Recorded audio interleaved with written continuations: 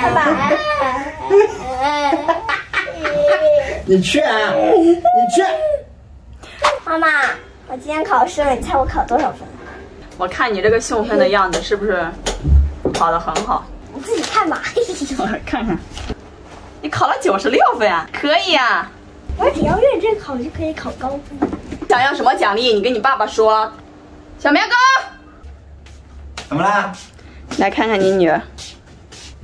耶，考了90多分啊，可以啊。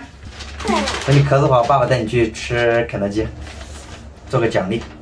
那我呢？爸爸，那我就。你肯定不去嘛，你又没考数学考90多分，你怎么去啊？爸爸，你去啊，你去。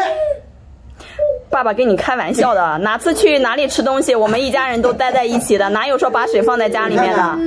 你知道你为什么你能吃上肯德基吗？因为你姐姐这次考试考了90多分，你是沾了姐姐的光。我下站以后就上中学了。中学了？中学了吗？我都没上中学。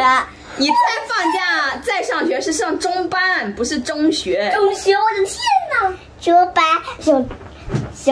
中班。你这道题如果是做错，那你可能是计算错，没有关系。如果你说是因为没有擦干净导致你这道题错了，那我跟你讲，我是有点想要生气的。为什么？之前妈妈就给你的要求是什么？你可以做错，但是你自己要工整总结，是不是？相信如果说这道算术题你擦干净了再去计算，你绝对不会错的。就是做题目要认真一点，别一天天的就粗心大意了。对。那这一列是这是100，是吧？个10百。啊？你干嘛？让我笑。这是个位呀。哎，个位它应该标在这里吗？它挨得那么近吗？如果是我可能也写370。那这道题不怪你。